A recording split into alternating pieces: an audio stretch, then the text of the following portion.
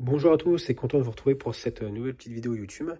Et aujourd'hui, je vais vous parler un petit peu des plans qu'on peut lancer au mois de janvier, mais plutôt en intérieur.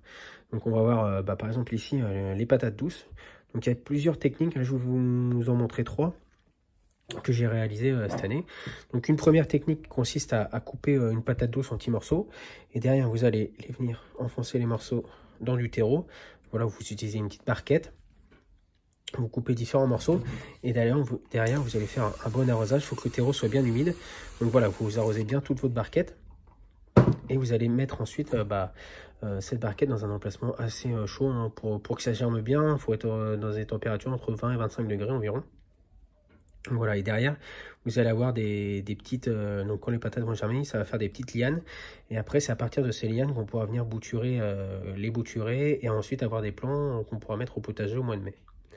Alors ensuite, deuxième technique qu'on peut utiliser, c'est que vous allez prendre une patate douce, voilà, comme celle-ci. Donc pour bien trouver le haut du bas, donc la partie plutôt arrondie, ça va être la partie du haut, et la partie du haut du bas sera plus pointue. Et vous voyez, là on voit déjà des petites racines. Donc voilà, un petit indice qui s'appelle aussi, c'est si vous voyez des racines qui vont vers le bas, voilà, ça sera la partie du bas. Donc derrière, un peu comme la méthode pour faire germer des noyaux d'avocat. Donc on va utiliser 3 cure-dents, on va placer comme ceci et on va immerger entre la moitié et un tiers de la patate douce. Donc c'est pareil ici derrière, quand on aura germé, on va avoir les lianes qui vont commencer à apparaître.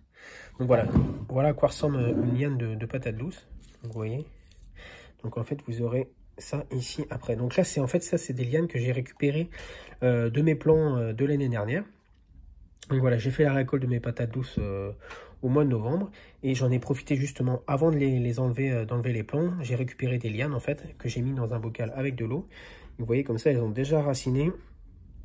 Donc ça me permet de prendre un petit peu d'avance. Donc voilà, je voulais essayer ces techniques comme ça, si ça marche bien. Alors ça c'est la première année que je fais à partir de boutures directement récupérer des plants. Donc si ça marche bien, ça me permettra l'année prochaine d'éviter ce passage par une nouvelle patate douce. Donc voilà, je ferai directement des boutures au mois de novembre que je garderai dans l'eau jusqu'au printemps prochain. Donc là, ces boutures là que j'ai dans l'eau, qui ont déjà raciné, je vais les planter dans des pots courant février. Et ensuite, une partie ira dans la serre au mois d'avril et le reste en extérieur à partir du mois de mai. Donc à replanter les plants de patates douces après les dernières gelées. Donc pour nous en Bretagne, ça va être plutôt après le 15 mai. Quand il n'y a plus de risque de gelée. Donc voilà les 3 techniques que je pouvais vous proposer pour les patates douces. Alors si vous n'avez pas fait cette année, voilà, peut-être l'année prochaine, essayez de récupérer les boutures. Ça peut être intéressant si ça fonctionne bien. Autre plantation que vous pouvez aussi démarrer au mois de janvier, ça va être alors je sais pas si vous avez déjà essayé, c'est le curcuma et le gingembre. Donc ça pousse bien aussi en France, hein, c'est tout à fait possible.